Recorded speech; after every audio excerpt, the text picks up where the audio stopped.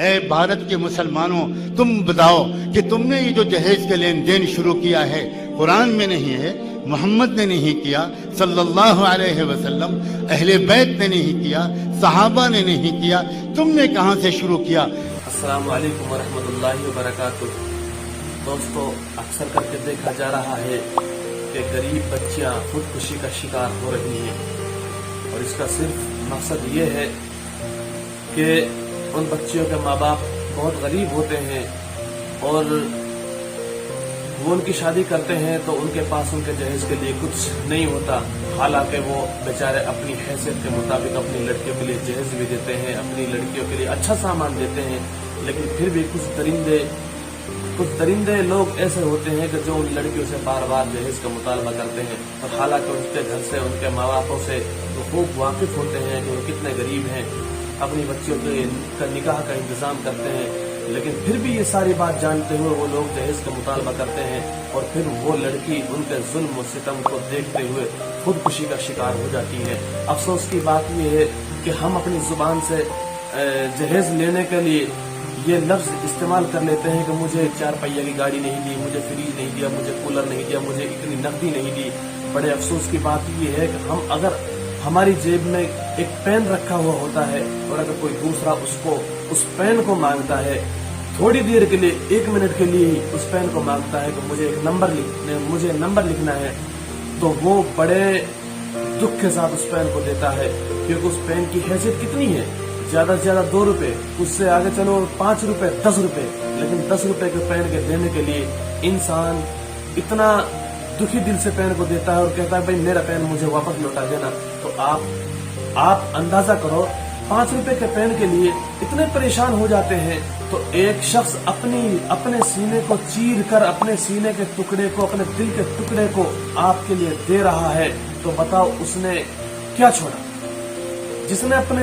اپنے دل کے ٹکڑے کو، اپنے کلیجے کے ٹکڑے کو آپ کے لیے دے دیا، اس نے کیا چھوڑا؟ اور جبکہ علماء کرام روزانہ یہ بات کہہ رہے ہیں کہ جہیز سے بائیکاٹ کرو، جہیز لینے دینے والوں سے بائیکاٹ کرو، جہیز کو بالکل ہی ختم کر دو، لیکن پھر بھی کیا ہے کہ ہم اس جہیز جیسی بری لت میں، جہیز جیسی بری عادت ہمارے دلوں کے اندر بس چکی ہے۔ علماء کرام روزانہ آپ کے سامنے، آپ کو روزانہ جہیز کے لیے بات بتاتے ہیں، اور آپ کو یہ بھی بتاتے ہیں کہ ہمارے نبی علیہ الصلوۃ والسلام نے اپنی لڑکی کی شادی میں کیا جہیز دیا تھا، کتنا جہیز حضرت علی نے مانگا تھا، جس کے لیے مولانا سجاد نعمانی ایک ویڈیو ہے، میں آپ کو ویڈیو سناتا ہوں، آپ وہ ویڈیو سن لیجئے اور آپ افسوس کریں گے کہ آج کتنی لڑکیاں اس جہیز سے پریشان ہو کر، جہیز جیسی بیماری سے پریشان ہو کر کتنی لڑکیاں خودکشی کا شکار ہو رہی ہیں، آپ خود سمجھ جائیں گے۔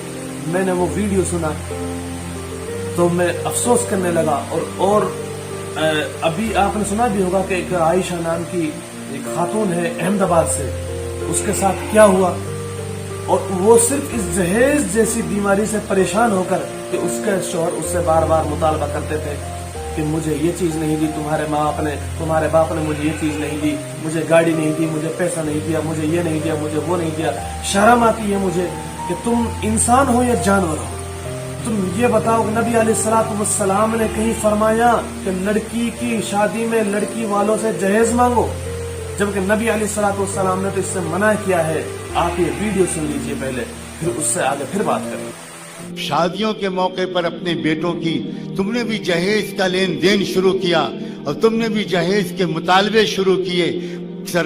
کون سی سرکار کا کون سا قانون ہے جو تم کو اس پر مجبور کرتا ہے؟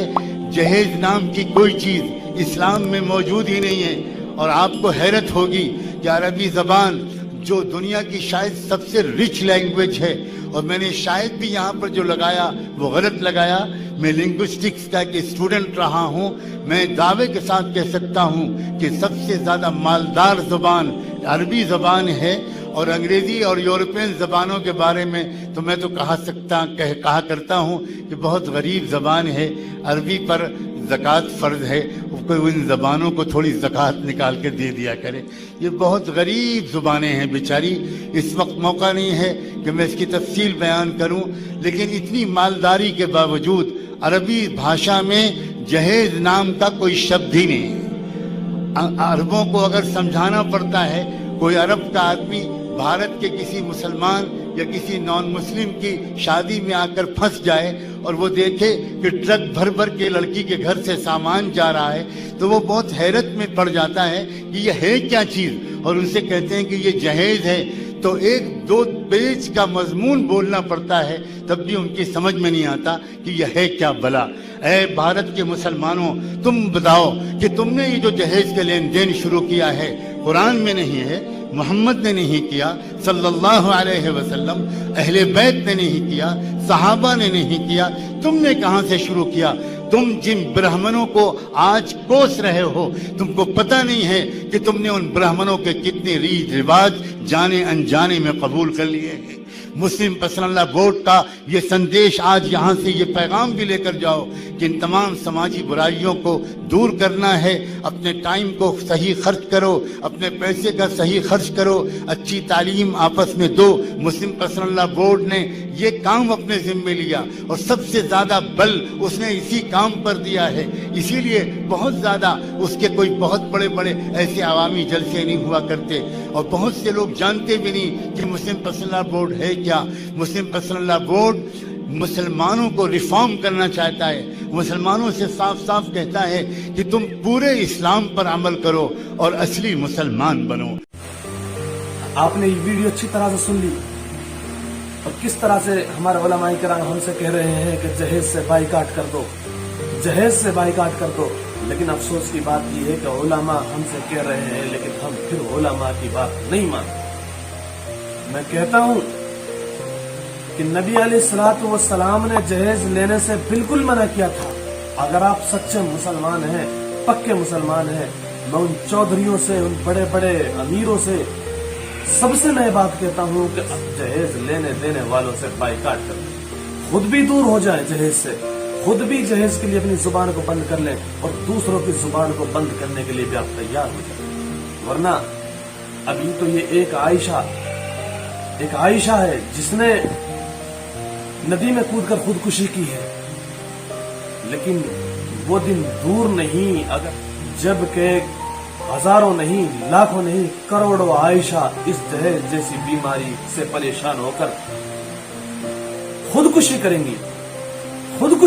मैं आपसे कहता हूं कि जिस तरह उस आयशा के वालिद ने यह कहा था कि मेरी बेटी तो दुनिया से चली गई, कितने दुख की बात है। जो वालिद ये बात कह रहा है कि मेरी बेटी तो दुनिया से चली गई, कोई बात नहीं, वो वापस नहीं आएगी, अच्छी तरह से जानता हूँ, लेकिन और जो मेरी बेटियां हैं आयशा, उनको बचा लीजिए। मैं सभी हिंदू, मुस्लिम, सिख, ईसाई, सभी धर्म, सभी जाति के लोगों से ये बात कहता हूँ कि जहेज लेने वालों से बिल्कुल बाइकाट कर दें। अगर ये जहेज जैसी बीमारी हमारे अंदर से खत्म हो जाएगी